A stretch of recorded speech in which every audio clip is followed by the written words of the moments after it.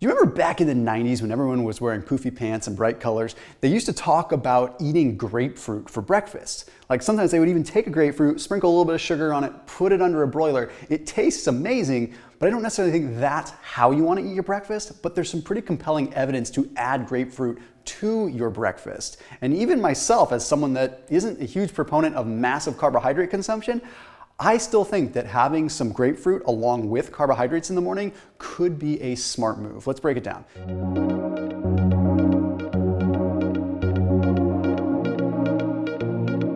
After this video, check out Thrive Market. They're an online membership-based grocery store. So whether you are doing paleo, whether you're eating a bunch of carbs, whether you're training for a triathlon, whatever, they've got something for you. Okay, so you go to Thrive Market, you sort by different diet type, you can find different recipes. It's awesome. And then you can even find recipes and have every single ingredient in the recipe be added to a shopping cart. It's super cool, very intuitively set up for grocery shopping. And then it gets delivered to your doorstep in a couple of days, makes it easy peasy. So that link is down below, and the best part, because they are a sponsor and they are today's video sponsor, that link is going to save you 25% off your first order through Thrive and also get you a free gift along with that. So definitely want to check them out after this video. That link is down below. That's a special sponsor link, and a thank you to Thrive Market.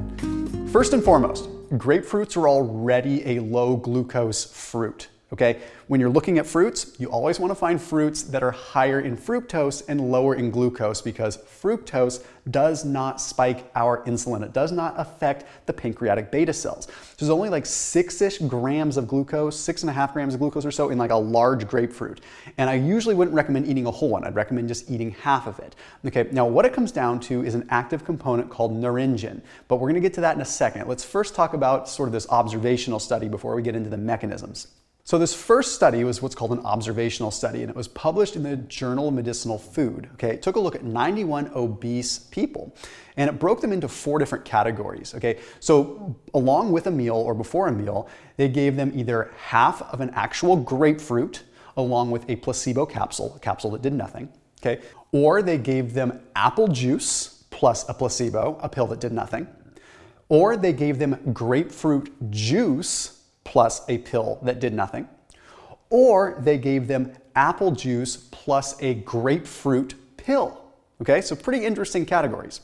Well, the group that ate the actual grapefruit itself had the greatest amount of weight loss, but every single group that had grapefruit in it, whether a grapefruit capsule or grapefruit juice or whatever, well, they all saw a reduction in insulin 2 hours after the meal. Okay, this is pretty important because when it comes down to fat loss, we do need to have insulin drop and glucagon increase. Okay, as long as insulin is spiked and is high, it's very difficult to tap into our stored fat or stored storage in general, just like glucose as well.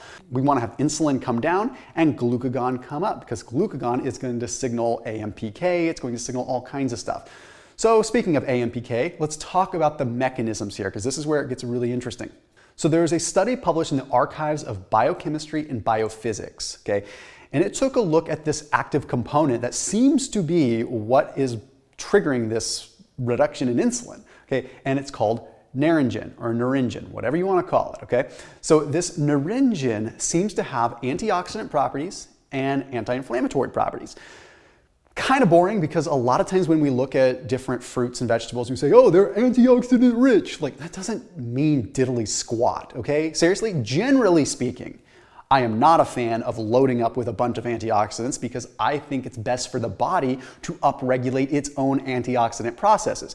Quick digression to make some sense, like cold plunges, heat shock treatments, like where you're going into a hot sauna, that triggers your body to produce its own antioxidants like superoxide dismutase and things like that.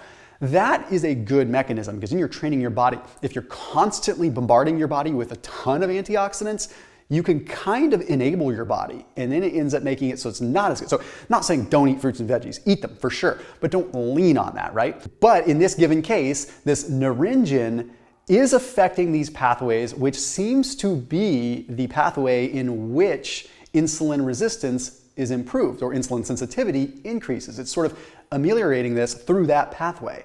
So in this given case, it's kind of unique. This naringin seems to be very powerful. There's not a whole lot of other mechanisms with grapefruit as we could see this happening. Like there's fiber in grapefruit, but not enough fiber to really put this much of an insulin kind of buffering effect in.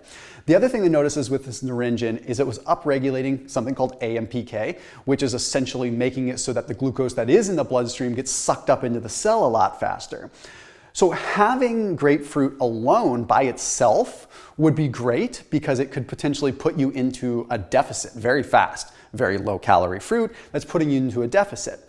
However, I have a big problem with doing that for breakfast. Okay, if you're gonna have solo grapefruit, it might not be bad to have solo grapefruit at night.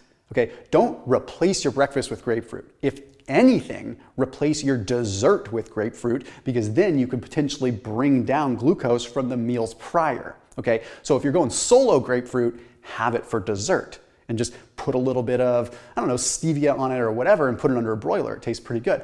But if you're going to have it in the morning, have it with your higher calorie, higher carbohydrate meal. Okay, because then it can affect how your body utilizes that glucose better by driving up AMPK. Okay, so let's say you're having some, I don't know, gluten-free waffles and some eggs. Well, then it would be kind of simple to just add a half of a grapefruit in, and just like I mentioned in that initial study, it was affecting the insulin response 2 hours later. So potentially allowing you to get into that fat burning state quicker in the day, okay?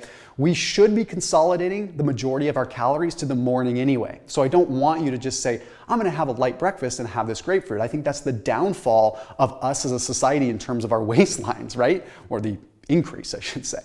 So that whole process of just having a light breakfast makes you end up making poor decisions later on. So don't replace your breakfast with grapefruit. The grapefruit should be additive to your already significantly more calorically dense breakfast. Higher calorie breakfast, moderate calorie lunch, lower calorie dinner. Then have the grapefruit with the breakfast and have a grapefruit for dessert if you want to do that. I'll see you tomorrow.